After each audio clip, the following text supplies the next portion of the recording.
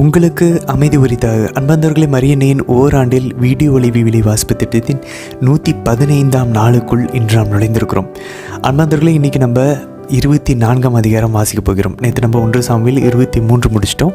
இன்றைக்கி நம்ம 1 சாமுவேலில் 24ஆம் அதிகாரம் வாசிக்க போகிறோம். கூடவே திருப்பாடல் 57ஆம் அதிகாரம் வாசிக்க போகிறோம். அன்பார்ந்தவர்களே, நேற்று நம்ம ஒரு குழந்தையை போல் கடவுளை எப்படி நம்ம நம்புறது, அவர்கிட்ட கேட்டு செய்கிறது, அதே நேரத்தில் பாவம் இல்லாமல் இன்னசென்ட்டாகவும் இருக்கணும். இது நம்ம தாவீதுகிட்டேருந்து கற்றுக்கிட்டோம். இன்றைக்கி தாவீதுகிட்ட இருந்து நம்ம கற்றுக்கக்கூடிய அவருடைய இதயத்தினுடைய இன்னொரு ஆஸ்பெக்டை பார்க்க போகிறோம். மன்னிக்கக்கூடிய அழகான ஒரு இதயம். அன்பார்ந்தவர்களே, நம்ம எப்படியோ கடவுள் அழகாக வழி நடத்திட்டு போயிட்டுருக்காரு தாவீதை. நேற்று சவுலின் கையில் தாவீதை கொடுத்து பிலிஸ்தீர்களை அனுப்பி சவுலை பின்வாங்க வச்சு தாவீதை காப்பாற்றினார்ல, இன்றைக்கி தாவீது கையில் சவுலை கொடுப்பார். ஆமாம், நம்ம எதிர்பார்த்துக்கிட்டு இந்த சவுலை கொண்டுட மாட்டாங்களா நம்ம கூட எதிர்பார்த்துட்ருக்கோம். ஆனால் தாவீதின் கையில் சவுலை ஆண்டவர் கொடுத்த போது கூட தாவீது அவருடைய சுண்டு விரலை கூட அவர் மேலே வைக்க மாட்டார். ஏன்னா சவுலின் மேலே இருக்கக்கூடிய கடவுளின் அபிஷேகம். இங்கே தாவீதை யாரை திரும்ப மகிமைப்படுத்துகிறாரு? கடவுளுடைய சாய்ஸை மகிமைப்படுத்துகிறாரு. கடவுள் கொடுத்த அந்த அபிஷேகத்தை அவர் அவ்வளவு பாருங்களேன், சவுல் அப்படி அவரோட அபிஷேகத்தை சவுல் கூட அப்படி எடுத்துக்கல. ஸோ இப்போ தாவீது கையில் சவுல் இருக்கார், நினச்சா இப்போ கொல்லலாம்.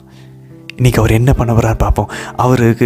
அவர் நினச்சார்னா இப்போவே முடிச்சு கட்டிடலாம். இப்படி ஏன் காட்டில் போய் பசியில், ஆடையின்மையில், வெயிலையும் குளிர்லையும் உயிருக்கு ஒவ்வொரு நாளும் அவர் சொல்ல பாருங்கள், எனக்கும் சாவுக்கும் ஒரு அடி தான் தூரம் இருக்குது, இப்படி ஏன் பயந்துட்டு இருக்கணும்? இப்போவே இந்த சவுலை போட்டு தள்ளிட்டா. ஏன்னா இவர் தான் அரசர் ஆகணும், ஆண்டவர் ஏற்கனவே சொல்லியிருக்காரு. அப்போ அவர் கொள்றதுல தப்பு இல்லை. இந்த எண்ணங்கள்லாம் வந்திருக்கும் கண்டிப்பாக தாவீதுக்குள்ளே. இப்போவே பயத்துக்கு முடிச்சாலும் அவர் கூட இருக்க ஆட்கள் கூட சொல்கிறாங்க, கடவுள் இன்றைக்கி உங்கள் கையில் சவுலை கொடுத்துட்டாரு, இவரை கொல்லுங்க அப்படின்னு சொல்லி.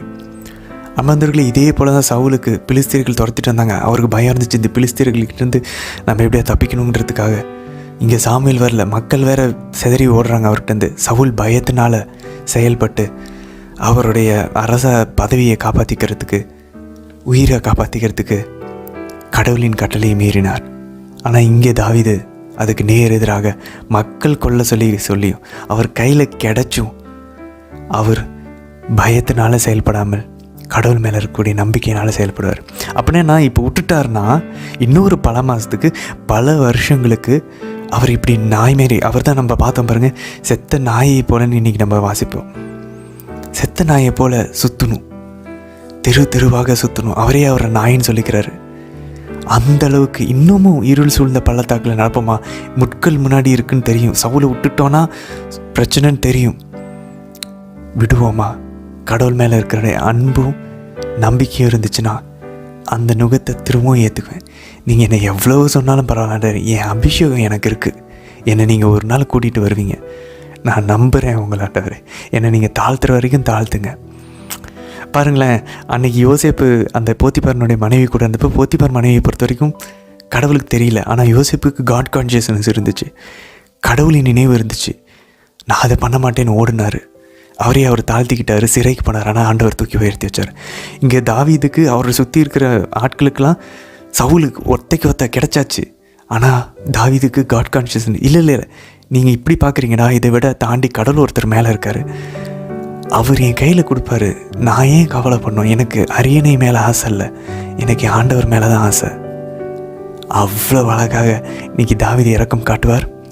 அந்த இரக்கம் அவருக்கு திரும்ப வரும். மதுகள் நம்ம இன்றைக்கி பின்னாடி விளக்க உரையில் பார்ப்போம். அதனுடைய அந்த இரக்கத்தினுடைய எஃபெக்ட் சவுலில் தெரியும், மன்னிப்பினுடைய எஃபெக்ட். ஸோ இன்றைக்கி அந்த மன்னிப்பையும் எப்படி கடவுள் மேலே இருக்கக்கூடிய அந்த நம்பிக்கை மன்னிக்க வச்சு தாவீது அப்படின்றத இன்றைக்கி அழகாக நம்ம பார்ப்போம். இன்றைய திருப்பாடலும் அவ்வளோ ஒரு அழகான, இன்றைக்கி திருப்பாடல் பாருங்கள், அவர் அந்த குகைக்குள்ளே சவுல்கிட்ட இருந்து தப்பி பயந்து மயங்கி அந்த இடத்துல அவர் பயந்துக்கு நடுங்கி கொண்டிருக்கும்போது எழுதின அழகான திருப்பாடல். நீங்கள் யோசிச்சு பாருங்கள், அது அந்த மாதிரி ஒரு அபாயகரமான சூழல் எழுதின மாதிரி இருக்காது. நன்றி செலுத்துகிறாரு. அந்த குகை, இன்றைக்கி குகையை நம்ம பதுங்கியிருப்பார்னு தாவீதை பொறுத்த வரைக்கும் அது குகை கல்லுகள்னால ஆனதில்லை, கடவுளின் ரெக்கைகளாக அவர் பார்க்குறாரு. அவர் ரெக்கைக்குள்ளே அவர் மறைஞ்சிட்ருக்கார். நம்ம போய் ஏதாவது மழை வந்துச்சுன்னா ஏதாவது கடையில் ஏதாவது ஒதுங்குவோம்ல, அந்த மாதிரி இந்த குகை அவருக்கு கடவுளின் ரெக்கை. எப்படி தாவீது உணர்ந்திருக்கார் பாருங்க. உலக விஷயங்களெல்லாம் ஸ்பிரிச்சுவலாக தூக்கி எலவேட் பண்ணி பார்க்குறாரு.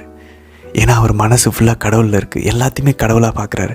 கடவுளுடைய அன்பின் செயல்களாக எல்லாத்தையும் பார்க்குறாரு. ஒரு குகையினுடைய அந்த ஷெல்டரை கூட, அந்த அரவணைப்பை கூட கடவுளின் ரெக்கைகளாக நிழலாக பார்க்குறார். சரி, இன்றைய தினத்திற்கான அந்த சுவாரஸ்யமான விவிலிய வாசிப்பு பகுதிக்குள்ளே நம்ம ஜெபத்தோட துவங்கலாம். தந்தை, மகன், தூய ஆவியாரின் பெயராலே ஆமேன். தந்தையாம் இறைவனை அழைத்து ஜெபிப்போம். அருள் நிறைந்த அன்னை மரியே வாழ்க. ஆண்டவர் உம்முடனே, பெண்களுக்குள் ஆசை பெற்றவர் நீரே அம்மா. உம்முடைய திருவயிற்றின் கனியாகி இயேசு கிறிஸ்துவும் ஆசை பெற்றவரே. புனித அன்னை மரியே, இறைவனின் தாயே, பாவிகளாக இருக்கிற எங்களுக்காக இப்பொழுதும் எங்கள் இறப்பின் வேலையிலும் வேண்டிக் கொள்ளும் அம்மா. ஆமேன். சுதனாகி ஆண்டவர் இயேசுவை அழைத்து ஜெபிப்போம். அருள் நிறைந்த அன்னை மரியே வாழ்க. ஆண்டவர் உம்முடனே, பெண்களுக்குள் ஆசை பெற்றவர் நீரே அம்மா. உம்முடைய திருவயிற்றின் கனியாகி இயேசு கிறிஸ்துவும் ஆசை பெற்றவரே. புனித அன்னை மரியே, இறைவனின் தாயே, பாவிகளாய் இருக்கிற எங்களுக்காக இப்பொழுதும் எங்கள் இறப்பின் வேலையிலும் வேண்டிக் கொள்ளும் அம்மா. ஆமேன். தூய ஆவியானவரை அழைத்து ஜெபிப்போம். அருள் நிறைந்த அன்னை மரியே வாழ்க. ஆண்டவர் உம்முடனே, பெண்களுக்குள் ஆசை பெற்றவர் நீரே. உம்முடைய திருவயிற்றின் கனியாகி இயேசு கிறிஸ்துவும் ஆசை பெற்றவரே. புனித அன்னை மரியே, இறைவனின் தாயே, பாவிகளாய் இருக்கிற எங்களுக்காக இப்பொழுதும் எங்கள் இறப்பின் வேலையிலும் வேண்டிக் கொள்ளும் அம்மா. ஆமேன். சாமுவேல் ஆகமம் முதல் நூல், அதிகாரம் 24. சவுல் பெலிஸ்தியரை தொடர்வதை கைவிட்டு திரும்பிய போது, இதோ ஏன்கேதி பாலை நிலத்தில் தாவீது இருக்கிறான் என்று தெரிவிக்கப்பட்டது. சவுல் இஸ்ராயேலர் முழுவதிலும் இருந்து தேர்ந்தெடுக்கப்பட்ட 3000 பேருடன் தாவீதையும் அவர் தம் ஆள்களையும் தேடி வரையாடுகளின் பாறைகளுக்கு எதிர்ப்புறம் சென்றார். அவர் சென்றபோது வழியோரத்தில் ஆட்டுப்பட்டிகளை கண்டார். அதன் அருகில் ஒரு குகை இருந்தது. இயற்கை கடன் கழிப்பதற்கு சவுல் அதனுள் சென்றார். அப்பொழுது தாவீதும் அவர் தம் ஆள்களும் அக்குகையின் உட்பகுதியில் இருந்தனர். தாவீதின் ஆள்கள் அவரிடம், இதோ உன் எதிரியை உன்னிடம் ஒப்புவிப்பேன், உன் விருப்பத்திற்கேற்ப அவனுக்குச் செய் என்று ஆண்டவர் சொன்ன நாள் இதுவே என்றனர். உடனே தாவீது தவழ்ந்து சென்று சவுலின் மேலங்கியின் தொங்கலை அவருக்கு தெரியாமல் அறுத்தார். தாவீது சவுலின் தொங்கலை அறுத்த பின் அதற்காக மனம் வருந்தினார். அவர் தம் ஆள்களை பார்த்து, ஆண்டவர் திருப்பொழிவு செய்த என் தலைவருக்கு எத்தீங்கும் செய்யாதவாறு ஆண்டவர் என்னை காப்பாராக. அவர் ஆண்டவரால் திருப்பொழிவு செய்யப்பட்டவரானதால் நான் அவர் மேல் கை வைக்க கூடாது என்றார். ஆதலின் தம் ஆள்கள் சவுலை தாக்காதவாறு தாவீது இவ்வார்த்தைகளால் அவர்களை தடை செய்தார். பின்பு சவுல் எழுந்து குகையை விட்டு தம் வழியே சென்றார். அதன் பின் தாவீதும் எழுந்து குகையிலிருந்து வெளியேறி சவுலை பின்தொடர்ந்து, அரசே, என் தலைவரே என்று அழைத்தார். சவுல் பின்புறம் திரும்பிய போது தாவீது தரையில் முகம் குப்புற வீழ்ந்து வணங்கினார். பின்பு தாவீது சவுலை நோக்கி, தாவீது உமக்கு தீங்கு செய்ய தேடுகிறான் என்று சொல்லும் மனிதனின் வார்த்தைகளை நீர் கேட்கலாமா? இதோ குகையில் ஆண்டவர் உம்மை என்னிடம் ஒப்புவித்தார் என்பதை இன்று உம் கண்களே கண்டன. உம்மை கொல்ல வேண்டுமென சிலர் என்னை வற்புறுத்தினார்கள். ஆனால் அவர் ஆண்டவரால் திருப்பொழிவு செய்ய பெற்றவர். என் தலைவருக்கு எதிராக நான் கை ஓங்கக் கூடாது என்று சொல்லி நான் தான் உம்மை காப்பாற்றினேன். என் தந்தையே, பாரும், என் கையில் இருக்கும் உம் மேலங்கியின் தொங்கலை பாரும். உம்மை கொல்லாமல் உம் மேலங்கியின் தொங்கலை மட்டும் அறுத்து எடுத்துள்ள என் செயலை பார்த்தாலே என்னிடம் யாதொரு குற்றமோ துரோகமோ இல்லை என்பதை நீர் அறிவீர். நீர் என் உயிரை பறிக்க தேடினாலும் உமக்கெதிராக நான் ஒரு குற்றமும் செய்யவில்லை. உமக்கும் எனக்கும் ஆண்டவர் நடுவராயிருப்பாராக. என் பொருட்டு ஆண்டவரே உமக்கு நீதி வழங்கட்டும். ஆனால் உமக்கெதிராக என் கை எழாது. முன்னோரின் வாய்மொழிக்கேற்ப தீயோரிடமிருந்தே தீமை பிறக்கும். ஆதலால் உம்மேல் நான் கை வைக்க மாட்டேன். இஸ்ரவேலின் அரசர் யாரை தேடி புறப்பட்டார்? யாரை பின்தொடர்கிறீர்? ஒரு செத்த நாயை அன்றோ? ஒரு தெள்ளுப்பூச்சியை அன்றோ? ஆண்டவர் நடுவராயிருந்து உமக்கும் எனக்கும் நீதி வழங்குவாராக. அவரே எனக்காக வழக்காடி உம் கையினின்று என்னை விடுவிப்பாராக என்றார். தாவீது இவ்வாறு சவுலிடம் பேசி முடித்த பின் சவுல், என் மகன் தாவீதே, இது உன் குரல்தானா என்று சொல்லி உரத்த குரலில் அழுதார். அவர் தாவீதிடம், நீ என்னிலும் நீதிமான். நீ எனக்கு நன்மை செய்தாய். ஆனால் நானோ உனக்கு தீங்கு செய்தேன். ஆண்டவர் என்னை உன்னிடம் ஒப்புவித்திருந்தும் நீ என்னை கொல்லவில்லை. இதனால் நீ எனக்கு நன்மையே செய்து வந்திருப்பதை என்று நீ வெளிப்படுத்தியிருக்கிறாய். ஏனெனில் ஒருவன் தன் எதிரியை கண்டபின் அவன் நலமுடன் செல்ல அனுமதிப்பானா? இன்று நீ எனக்கு செய்த நன்மைக்கு ஈடாக ஆண்டவரும் உனக்கு நன்மை செய்வாராக. இதோ நீ திண்ணமாய் அரசனாவாய் என்றும் இஸ்ரவேலின் அரசை நீ உறுதிப்படுத்துவாய் என்றும் இப்பொழுது நான் அறிகிறேன். ஆதலால் எனக்கு பின்வரும் என் வழிமரபை நீ வேறறுப்பதில்லை என்றும் என் தந்தை வீட்டாரிலிருந்து என் பெயரை அழிக்க மாட்டாய் என்றும் ஆண்டவர் மேல் எனக்கு ஆணையிட்டு கூறு என்றார். அவ்வாறே தாவீதும் சவுலுக்கு ஆணையிட்டு கூறினார். பின்னர் சவுல் வீடு திரும்ப தாவீதும் அவர் தம் ஆள்களும் பாதுகாப்பான இடம் நோக்கி சென்றனர். திருப்பாடல் 57. கடவுளே, எனக்கு இரங்கும், எனக்கு இரங்கும். நான் உம்மிடம் தஞ்சம் புகுகின்றேன். இடர் நீங்கும் வரை உம் இறக்கைகளின் நிழலையே எனக்கு புகலிடமாக கொண்டுள்ளேன். உன்னதரான கடவுளை நோக்கி, எனக்காக யாவையும் செய்து முடிக்கும் இறைவனை நோக்கியே நான் மன்றாடுகின்றேன். வானகத்தினின்று அவர் எனக்கு உதவி அனுப்பி என்னை காத்தருள்வார். என்னை நசுக்குவோரை இழிவுபடுத்துவார். கடவுள் தம் பேரன்பையும் வாக்கு பிறழாமையையும் வெளிப்படுத்துவார். மனிதரை வெறியோடு விழுங்கும் சிங்கங்கள் போன்றவரிடையே நான் கிடக்கின்றேன். அவர்களின் பற்கள் ஈட்டியும் அம்பும் போன்றவை. அவர்களின் நா கூர்மையான வாள் போன்றது. கடவுளே, வானங்களுக்கு மேலாக நீர் உயர்த்த பெறுவீராக. பாரெங்கும் உமது மாட்சி விளங்குவதாக. நான் நடக்கும் வழியில் எனக்கு கண்ணி வைக்கின்றனர். நான் மனமொடிந்து போனேன். என் பாதையில் குழி வெட்டினர். அவர்களே அதில் விழுந்தனர். என் உள்ளம் உறுதியாயிருக்கின்றது. கடவுளே, என் உள்ளம் உறுதியாயிருக்கின்றது. நான் பாடுவேன், உம்மை புகழ்ந்து பாடுவேன். என் நெஞ்சே விழித்தெழு. வீணையே, யாழே, விழித்தெழுங்கள். வைகரையை நான் விழித்தெழச் செய்வேன்.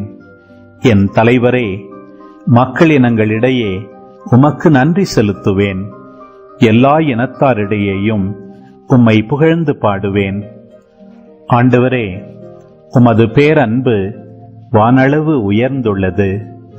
உமது வாக்கு பிறழாமை முகில்களை தொடுகின்றது. கடவுளே, வானங்களுக்கு மேலாக நீர் உயர்வு பெறுவீராக. பாரெங்கும் உமது மாட்சி விளங்குவதாக. ஆமீன். ஆண்டவரே, இந்த நாளுக்கான இந்த அழகான ஆழமான இறைவார்த்தை பகுதிக்காக நன்றி செலுத்துகிறோம் அப்பா. ஆண்டவரே, தாவீதை போல மன்னிக்கக்கூடிய உள்ளத்தை தாங்க ஆண்டவரே.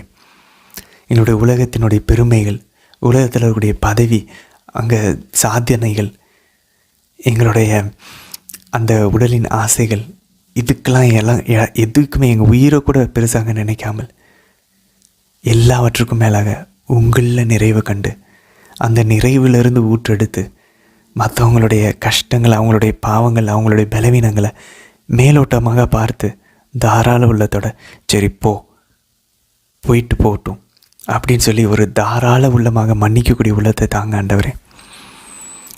அம்மா, உங்களுடைய மகனை சிலுவையில் அறைந்தவர்களுக்கு நீங்கள் அம்மாவானீங்க. அவங்கள எல்லாத்தையும் மன்னிச்சு உங்கள் பிள்ளைங்களாக ஏற்றுக்கிட்டீங்க. நாங்கள் இப்போவும் எங்களுடைய பாவங்களால் ஆண்டவரே உங்களையும் காயப்படுத்திட்டு இருக்கும்போது கூட நீங்கள் எங்களை தள்ளி விடாமல் எங்ககிட்ட எவ்வளோ பொறுமையாக நடந்துக்கிறீங்கம்மா. அதே போலம்மா நாங்களும் பிறர்கிட்ட பொறுமையாக நடந்து கொள்ளக்கூடிய, பிறர் குற்றங்களை மேலோட்டமாக பார்த்து அவர்களை மன்னித்து அவங்கள புரிஞ்சிக்கக்கூடிய உள்ளத்தை தந்தரல வேண்டி உங்களை கெஞ்சி மன்றாடுகிறோம் அம்மா. தந்தை, மகன், தூய ஆவியாரின் பெயராலே ஆமீன். அன்பார்ந்தவர்களே, இன்றைய அந்த திருப்பாடலினுடைய ஒரு ஆங்கில பாட்டு ஒன்று இருக்குது, பி எக்ஸால்டட் ஓ காட்னு சொல்லி. நிறைய பேர் அதை கேட்டிருப்போம், நமக்கு இங்கிலீஷில் பரிச்சயமாக இருந்தோம் அப்படின்னாக்க. ரொம்ப அழகான பாடல். I will give thanks to you Lord. எனக்கும் தெரியாது, இவ்வளோ நாள் அந்த பாடலின் வரிகள் தாவீது இந்த குகையிலிருந்து சவுல்கிட்டேருந்து பயந்து பதுங்கி உட்காந்துருக்கும்போது அவர் எழுதின பாடல்னு எனக்குமே தெரியாது. இனி அந்த பாடலை கேட்கும் போதெல்லாம் தாவீது எந்த சூழலில் இருந்து அதை எழுதினார்ன்றது எனக்கு ஞாபகம் வரும். அதனால் உங்களுக்கும் இங்கிலீஷ் புரியும் அப்படின்னாக்கா இந்த வீடியோட டிஸ்கிரிப்ஷனில் அந்த பாடலுக்கான லிங்க்கை கொடுத்துருக்குறோம். ஸோ அதை கிளிக் பண்ணி அந்த பாடலை கேட்க முயற்சிங்க. சூப்பரான ஒரு பாடல். அதை நீங்கள் உண்மையுமே அதை ரசிப்பீங்க. இன்றைக்கி பாருங்கள், அவர் அந்த திருப்பாடலில் வானத்தை நின்று அவர் எனக்கு உதவியை அனுப்பி என்னை காத்தருள்வார் அப்படின்றார். என்ன ஒரு ட்ரஸ்ட்டு பாருங்கள். அவர் பாருங்கள், காப்பார்னு சொல்லி ஃப்யூச்சரில் தான் பேசுகிறாரு. 3வது வசனத்தில் இன்றைக்கி 57ஆம் திருப்பாடலில் ஆண்டவர் எனக்கு விண்ணகத்துலேருந்து அவர் உதவி அனுப்புவார்யா. நான் இந்த குகைக்குள்ளே உட்காந்துக்கிட்டு அவர்கிட்ட ஜெபிப்பேன், அவர் எனக்கு விண்ணகத்துலேருந்து உதவி அனுப்புவார். அவர் பாருங்கள் 4வது வசனத்தில் மனிதரை வெறியோடு விழுங்கும் சிங்கங்கள் போன்றவரிடையே நான் கிடக்கிறேன். ஐ லே அப்படி சொல்லி நம்ம ஐ லை டவுன் அப்படின்னு சொல்லி ஐ லை டவுன் அமாங் லயன்ஸ் அப்படின்னு சொல்லி ஆங்கிலத்தில் வாசிக்கிறோம். அப்படின்னா சுற்றி சிங்கங்கள் அவரை விழுங்குறதுக்கு ரெடியாக. நம்ம யோசிப்போமே, சிங்கங்களுக்கு நடுவில் நம்ம படுத்தா எவ்வளோ பயமாக இருக்கும். அப்படி அவரோட ஒவ்வொரு இரவும் கழிகிறது. அப்படி அவர் ஒவ்வொரு நாளும் உயிருக்கு பயந்துக்கிட்டு இருக்காரு. ஆனாலும் பாருங்கள், அவர் என்ன சொல்கிறாரு பாருங்கள், 6ஆம் வசனத்தில் எனக்கு அவங்க குழி பறித்தாங்க, கடைசியாக அந்த குழியில் அவங்களே போய் விழுந்தாங்க. எவ்வளோ பவர்ஃபுல்லான ஒரு இறைவாக பாருங்கள். அவர் எதிர்காலத்திலாம் எழுதுகிறாரு. ஸோ எனக்கு தெரிஞ்சு தாவீது அவர் எந்த சூழல் எழுதினார்னு நமக்கு தெரியல. பட் அவர் மோஸ்ட்டாக குகையில் இருக்கும்போது எழுதின மாதிரி தான் அந்த தலைப்பெல்லாம் கொடுக்கப்பட்டிருக்கிறது. அப்படின்னாக்க அவர் கண்டிப்பாக இந்நேரம் அவருக்கு தெரிஞ்சிருக்காது சவுல் அவர் கையில் மாட்டுவார்னு. ஆனாலும் அவர் நம்பிக்கையாக எழுதுகிறாரு, எனக்கு குழி பறிக்கிறவங்க அந்த குழியில் அவங்களே விழுவாங்கன்னு சொல்லி. ஸோ அதுக்கப்புறம் பாருங்கள், இந்த குகைக்கு மத்தியிலையும் அவர் என்ன சொல்கிறாங்க, என் உள்ளம் உறுதியாக இருக்கின்றது. கடவுளே, என் உள்ளம் உறுதியாக இருக்கிறது. அப்படின்னா அவர் ஏன் சொல்கிறாரு, நான் பயப்பட மாட்டேன். பயப்படுறது கூட எனக்கு அசிங்கம் ஒரு கடவுளுடைய மகனுக்கு. ஏன்னா நீங்கள் இல்லைன்னு நினச்சாதான் நான் பயப்படணும். நீங்கள் இருக்கிறீங்கன்னா நான் ஏன் பயப்படணும்? அதனால தான் ஆண்டவர்கிட்ட திரும்ப சொல்கிறார், என் உள்ளம் அவருக்கு பயம் இருக்குது. ஆனாலும் அவர் என்ன சொல்கிறார், நான் என்னை தேத்திக்குவேன், நான் என் சுய நினைவுக்கு வருவேன். நீங்கள் இருக்கிறீங்கப்பா, நான் ஏன் பயப்படணும்? என் உள்ளம் உறுதியாக இருக்கிறது. கடவுளே, என் உள்ளம் உறுதியாக இருக்கிறதுன்றார் 7ஆம் வசனத்தில் 57ஆம் திருப்பாடலில். நான் பாடுவேன், உம்மை புகழ்ந்து பாடுவேன். என்ன ஒரு அழகான அந்த குகையில் இருந்துட்டு நம்ம பாடுவோம். இதே போல் தான் பவுல் நம்ம ஏற்கனவே பார்த்தோம். அந்த சிறையில் இருந்துட்டு புனித பவுல் பாடுறாரு.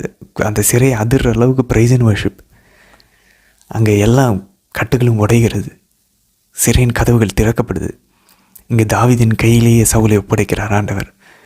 என்ன ஒரு பாட்டு பாடியிருந்தா, தாவீது கையிலேயே விண்ணகத்திலிருந்து உதவி அனுப்பி சவுலையே கொண்டு நிறுத்துவார். இந்த துரத்தலுக்கு இந்த போராட்டத்துக்கு ஒரு முடிவு கொண்டு வருவார் ஆண்டவர், தற்காலிகமாவது அட்லீஸ்ட். அதுக்கப்புறம் பாருங்கள், இன்றைக்கி விளைவுரையில் பாருங்கள் 24ஆம் அதிகாரத்தில் 4ஆம் வசனத்தில் தாவீதின் ஆள்கள் அவர்கிட்ட சொல்கிறாங்க, இதோ உன்னுடைய எதிரி உன்னிடம் ஒப்புவிப்பேன், உன் விருப்பத்திற்கேற்ப அவனுக்கு செய் என்று ஆண்டவர் சொன்ன நாள் இதுவே. ஆண்டவர் சொன்னார் தாவீதினுடைய எதிரிகளை கையில் ஒப்புப்பேன்னு. ஆனால் தாவீதினுடைய எதிரியையும் அந்த நாளையும் முடிவு பண்ண வேண்டியது நீங்கள் இல்லை, கடவுள் தான் முடிவு பண்ணுவார். நம்மளாக இருந்தால் என்ன யோசிச்சிருப்போம், ஒருவேளை இதாக தான் இருக்குமோ, நம்மளுக்கு கொஞ்சம் தடைக்கும். மேபி தாவீதும் கூட ஒரு சின்ன தடுமாற்றம் வந்திருக்கலாம், தெரியல. ஆனால் அவர் ஜெபத்தில் இருந்தார் பாருங்களேன், அதுதான் சீக்ரெட். நம்மளாக இருந்தோன்னா ஓகே இதுவாக தான் அந்த நாளாக இருக்கும், இதை விட க்ளோஸாக என் கையில் என்னுடைய எதிரி கிடைக்கவே மாட்டான், கன்ஃபார்மாக இது கடவுளுடைய செயல் தான் நம்ம நினச்சிருப்போம். ஆனால் ஆன்மீகத்தில் ஆவிக்குரிய வாழ்க்கையில் மெச்சூரிட்டியோடு இருந்த தாவீது பாருங்கள், அவர் கூட இருக்க ஆளுங்க இறையில் அறிஞர்கள் சொல்கிறாங்க, அந்த ஆட்கள்லாம் வந்து நல்லவங்க கிடையாது, ஆக்சுவலாக பேண்ட் ஆஃப் ரொம்ப மோசமானவங்க தான் அப்படின்னு சொல்லி இறையில் அறிஞர்கள் சொல்கிறாங்க. அப்போ இவங்க சொல்கிறது கேட்குறதா இல்லை, இவங்களும் அவங்களும் ஒன்றும் தப்பாக சொல்ல, இதுதான் கடவுளோடைய நாளுன்றாங்க. நீ கடவுளை தானே நம்புகிற, அந்த கடவுள் தான் உனக்கு கொடுத்துருக்காங்க. ஸோ ஏவாளுக்கு அந்த பழம் கண்களுக்கு அழகாகவும் பார்ப்பதுக்கு அழகாகவும் உண்பதற்கு சுவையானதாகவும் ஞானம் தரக்கூடியதாகவும் இருந்துச்சு. இந்த மக்களும் அதே மாதிரி தான் சொல்கிறாங்க. இந்த சாத்தான் இந்த மக்களின் வழியாக அன்றைக்கி அந்த பாம்பின் வழியாக பேசினா, ஆதாமே வளவீழ்த்தினா, இன்றைக்கி தாவீதுகிட்ட பேசுகிறான். அந்த அந்த அந்த சிலுவை வேண்டாம், இங்கேயே இவனை முடிச்சுக்கிட்டு நீ நிம்மதியாக அரியணையில் போய் உட்காந்துடலாம், நீ தானே அபிஷேகம் செய்யப்பட்ட, அதுவும் தப்பும் இல்லை, நீ தான் அரசன், நீ போய் ஒன்றும் பிடிச்சி பறிக்கல, ஆண்டவர் தான் உன்னை அரசனாக அமைச்சிருக்கார். இந்த பிரச்சனைக்கு இங்கேயே முடிவு கட்டி இப்போ விட்டுட்டினா இன்னும் பல மாதங்களுக்கு நீ ஓடிட்டுருக்கணும் சாப்பாடு இல்லாமல். சிலுவை வேண்டாம், சிலுவை வேண்டாம் அப்படின்னு சாத்தான் இந்த சுற்றி இருக்கிற ஆட்கள் வழியாக சொல்கிறான். ஆனால் கடவுளில் ஆழமாக இருக்கிறவன், கடவுளுடைய திருவுளத்தை தேடுகிறவன் தாவீது ஜெபத்தில் இருந்தார். நம்ம பின்னாடி பார்ப்போம், அதே தாவீது ஜெபத்தில் இல்லாதப்ப யாருமே கூட இல்லைன்னு தனியாக இருந்து மாட்டினார் பாவத்தில். ஆனால் ஜெபத்தில் இருந்த தாவீது சுற்றி இருக்கவங்களாம் தப்பாக அவரை வழி நடத்தினாலும் கூட கடவுள் உண்மையிலேயே நான் விரும்புகிறன்றதை நெருக்கமாக கடவுளோட இருந்த தாவீது கண்டுபிடிச்சார். அவர் சவுலை போல் மக்கள் சொல்வதை கேட்டு அந்த போய் அந்த கொள்ளை பொருட்களெல்லாம் வச்சில்ல, ஆகாக அரசனை அவர் உயிரோடு வச்சில்ல. தாவீது மக்கள் சொல்கிறத கேட்கல, அவர் கடவுளுடைய விருப்பத்தை நாடினார். கடவுளுடைய அவருக்குள்ளே பேசின கடவுளுடைய வாய்ஸை அவர் கேட்டார்னா அதை அவர் அந்த உணர்வுகளுக்கு அவர் இடம் கொடுத்து ஜெபத்தில் இருந்தார். ஸோ அதனால தான் நம்ம ஒரு நாளைக்கு 4 ஜெபமாலை ஜெபிச்சோன்னா தெளிவாக கடவுளுடைய திருவிழா என்ன நம்ம கண்டுபிடிக்க முடியும். அப்போ தாவீது அவங்கள எல்லாத்தையும் கடுமையாக திட்டி கடவுளுக்கு மேலே அவர் சொல்ல இருப்பாங்க, ஆண்டவரால் திருப்பொழிவு செய்யப்பட்டவர் என்பதால் 6ஆம் வசனத்தில் வாசிக்கிறோம். ஆண்டவர் அங்கே மெயின் கடவுள் திருப்பொழிவு செஞ்சுருக்காரு, கடவுளை நான் மதிக்கிறேன். ஸோ மெயினாக சவுலை கொல்லாமல் விடுறதுக்கான முக்கியமான காரணம் கடவுள். அப்போ பாருங்களேன் அன்பார்ந்தவர்களே, நம்மளுடைய குருக்கள் கன்னியர்கள் தவறானவர்களாக இருந்தாலும் அவங்க உண்மையிலே பப்ளிக்காக பாவம் செஞ்சிட்ருக்காங்க, ஒரு நல்ல முன்மாதிரியான வாழ்க்கை வாழலன்னு நமக்கு தெரிஞ்சாலும் கூட அவங்களோட இந்த அபிஷேகத்துக்காக ஆண்டவர் அனுப்பியிருக்காரு குருத்துவ வாழ்க்கைக்கு, அந்த குருத்துவத்திற்கு, அந்த துறவற வாழ்வுக்கு, கன்னியர்களுக்கு. அதுக்காக நான் அவங்களுக்கு மதிப்பு கொடுப்பேன், அவங்களுக்கு நான் உதவி செய்வேன். ஆண்டவர் சொல்கிறார், ஒரு கிண்ணம் தண்ணீர் கொடுத்தாலும் கூட அவங்களுடைய கைமாறு மிகுதியாக கிடைக்கும் அப்படின்றார். ஸோ அதனால் நம்ம ஒவ்வொரு முறை ஒரு தகுதியே இல்லைன்னு சொல்லி நம்ம நினைக்கிற ஒரு சில குருக்கள் கன்னியர்கள் இறை ஊழியர்களுக்கு நம்ம இரக்க செயல் செய்யும்போது, அவங்களுக்கு மரியாதை காட்டும்போது நம்ம ஒரு தாவீதாக இருக்கிறோம். பழைய ஏற்பாட்டு அபிஷேகத்துக்கே அவ்வளோ எஃபெக்ட்னா, ஆண்டவர் ரத்த சிந்தி செய்த உடன்படிக்கையின் அபிஷேகத்துக்கு எவ்வளவு மரியாதை நம்ம கொடுக்கணும். தாவீதுடைய தாழ்ச்சி பாருங்கள், 8ஆம் வசனத்தில் சவுலை பார்த்து சொல்கிறாரு, அரசே என் தலைவரே. இவரே அரசர் தான், ஆனால் அவர் இருக்கிற வரைக்கும் அவர் தான் அரசர். எவ்வளோ ஒரு அழகான ஒரு தாழ்ச்சி பாருங்களேன். அந்த மாதிரி கூப்பிட முடியுமா, என் தலைவரே என் அரசேன்னு சொல்லி. தாவீது தெளிவாக சொல்கிறாரு பாருங்க, அடுத்து 9ஆம் வசனத்தில், உங்களை சுற்றி இருக்க மக்களுக்கு ஏன் நீங்கள் செவி கொடுக்குறீங்க, தாவீது உங்களுக்கு தீங்கு செய்கிறான்னு சொல்லி நீங்கள் ஏன் நம்புறீங்க. அப்போ பாருங்களேன், மக்களுடைய எண்ணத்துக்கு இடம் கொடுக்காதீங்க தெளிவாக தாவீது சொல்கிறார். நீ ஏன் கடவுளை யோசிக்க மாட்டேங்கிற? ஏன்னா நம்மளை சுற்றி இருக்கிற மக்களும், இது ரொம்ப பவர்ஃபுல்லான ஒரு பாடம், நம்மளை சுற்றி இருக்க மக்களும் விழுந்து போன இயல்பில் இருக்காங்க. அவங்களும் யாரும் ஜெபத்தில் இருக்கிறது இல்லை, தெளிவாக நமக்கு வழி நடத்துவதற்கு. அப்போ அவங்க மற்ற விஷயங்களை வேணால் கரெக்டாக சொல்லலாம், இந்த இந்த இந்த மேபி உலக விஷயங்களை அவங்களோட வழிநடத்தல் கரெக்டாக இருக்கலாம், மேபி இருக்கலாம். பட் ஒரு சில முக்கியமான முடிவுகள் எடுக்கும்போது மாரல் விஷயங்களில், தார்மீக விஷயங்களில், கடவுள் விஷயங்களில் நம்ம கடவுள்கிட்ட தான் கேட்கணும். அதனால தான் சொல்கிறேன், நம்ம ஏதாச்சும் ஒரு முடிவு எடுக்க முடியாது, ரெஸ்ட்ரீட் போகிறது, ஒரு ஜெபமாலை ஜெபிச்சுட்டு இன்டர்வியூவுக்கு போகிறது, ஒரு பொண்ணு பார்க்க போகிறது, ஒரு கார் வாங்க போகிறது, ஒரு வீடு பார்க்க போகிறோம், ஜெபத்தில் இருந்துட்டு ஒரு திருப்பலி எப்போ கொடுத்துட்டு ஒரு ஃபாஸ்டிங் இருந்துட்டு போனால் நன்றாக இருக்கும். ஆண்டவருடைய திருவுள்ளத்தை நமக்கு தெளிவாக தெரியும்.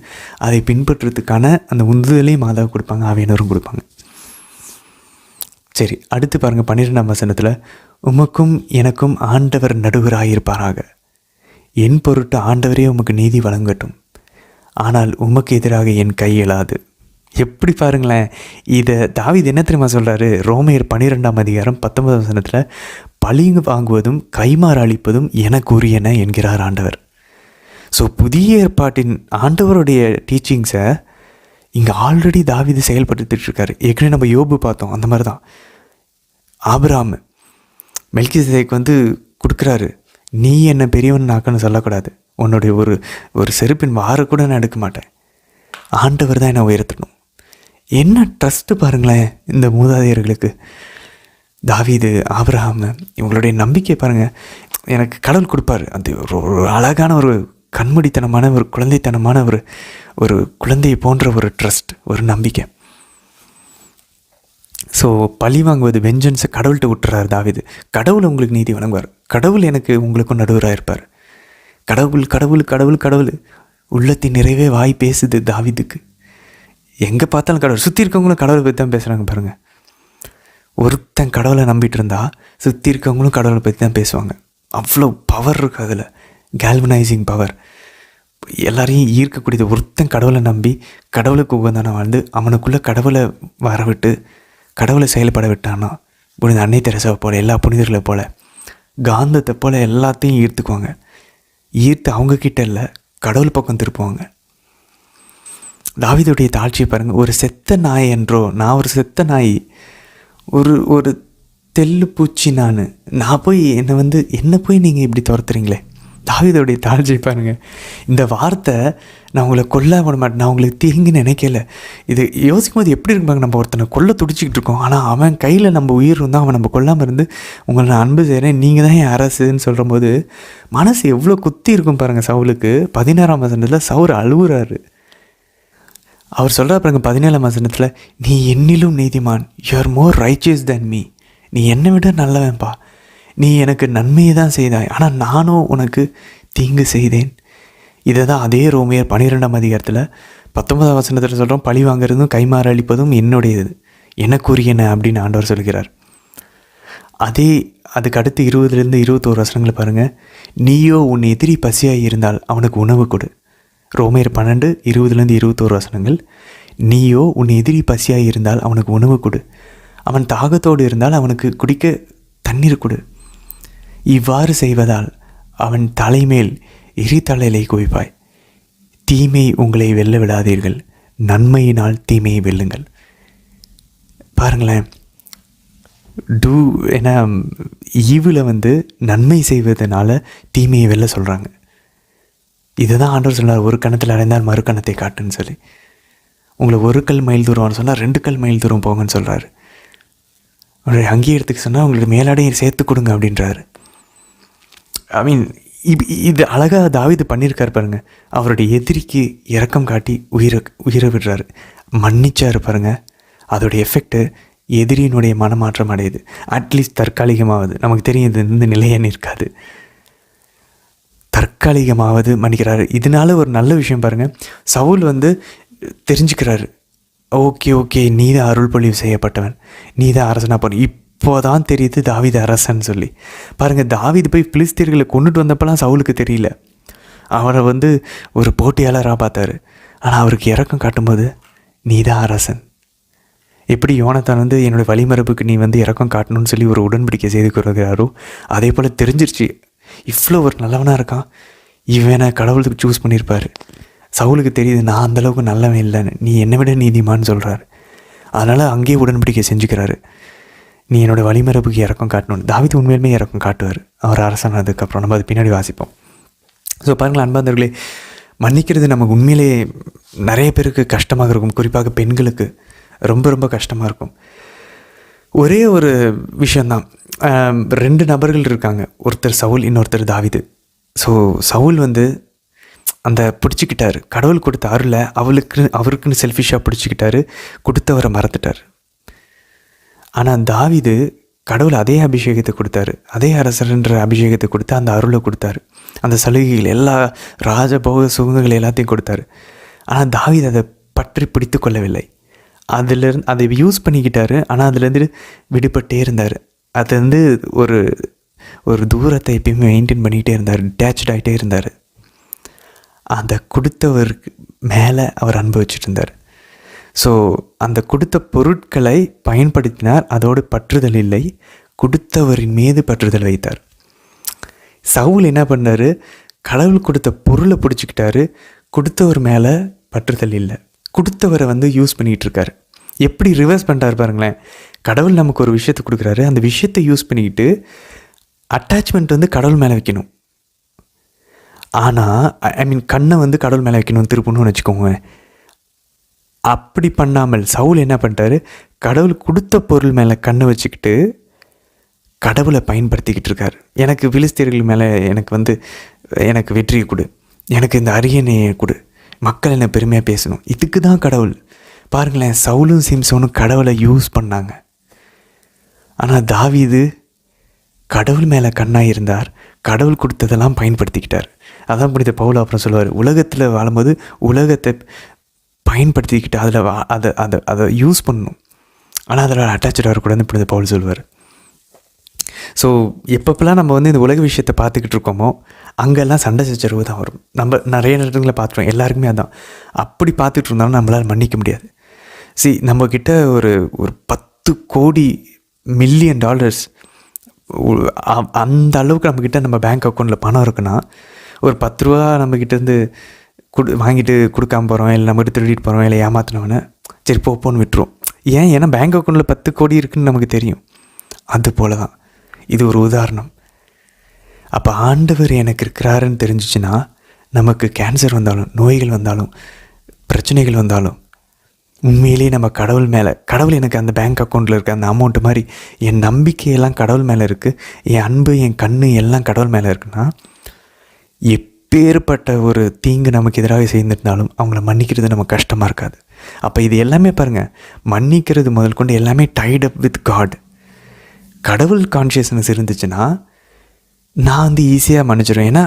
ஏன்னா நான் ஆல்ரெடி இப்போ பாருங்களேன், நல்ல வயிறு ஃபுல்லாக சாப்பிட்டுட்டோம். இன்னொருத்தவங்க யாராச்சும் வந்து ஏதாச்சும் சாப்பிட்றியாப்பன்னா, ஐயோ போதும் வயிறு ஃபுல்லாகிடுச்சின்னு சொல்லிடுவோம். நல்லா திகட்டுற அளவுக்கு சாப்பிட்டோம், ஃபுல் பிரியாணி சாப்பிட்டோம். அப்போ பழைய சோறு வந்து கொடுத்தா, அப்போ அந்த பிரியாணியை சாப்பிட்ட மாதிரி நம்ம கடவுளால் நிரம்பி இருந்தோன்னா இந்த உலகத்தின் விஷயங்கள்லாம் நமக்கு பழைய சோறு மாதிரி இருக்கும். இதுதான் சீக்ரெட்டு. அதனால தான் தாவீதுக்கு அந்த அரியணையை பிடிச்சிரு, அந்த சவுலை கொண்டுடு, அந்த சவுலுடைய மகளை நீ போய் கேட்டு கல்யாணம் பண்ணு, இதெல்லாம் பழைய சோறு மாதிரி இருந்துச்சு. ஏன் தெரியுமா, தாவீது ஆல்ரெடி கடவுளை வந்து பிரியாணி மாரி சாப்பிட்டு வயிறு ஃபுல்லாக இருந்தார். ஸோ நம்ம அந்த மாதிரி ஒரு உறவில் கடவுளோடு இருக்கோமா, இருந்தோன்னா அவருக்கு அந்த குளிரில் இருந்த அந்த குகையின் கற்கள் கூட கடவுளின் கரங்களின் இறக்கைகளாக அவருக்கு தெரியும். மனிதர்களே, இப்படிப்பட்ட ஒரு கடவுளில் நிறைவு காணக்கூடிய ஒரு உள்ளத்தை நம்ம பெற்றுக்கொள்ளணும். அது இருந்துச்சுன்னா நம்ம கண்டிப்பாக ஈஸியாக மன்னிச்சிடலாம். ஸோ குழந்தையை போல் அவரை நம்பணும், பாவத்திற்கு போகாமல் கடவுள் மேலே நம்பிக்கொண்டு தாவீதை போல் மன்னிக்கக்கூடிய உள்ளத்தையும் நாம் பெற்றுக்கொள்வோம். இதெல்லாம் நம்ம கற்றுக்கிட்டே வரோம், தொடர்ந்து பயணிப்போம். நாளைக்கு நம்ம அழகான விஷயங்களை கற்றுக்கொள்வோம். நாளை தினத்திற்கான வீடியோவில் சந்திக்கலாம். ஆமேன்.